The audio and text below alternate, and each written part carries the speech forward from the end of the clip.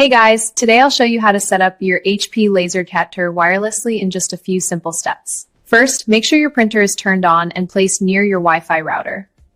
Now go to your printer settings, open Network Setup, and tap on Restore Network Settings. Next, download the HP Smart app on your phone or computer.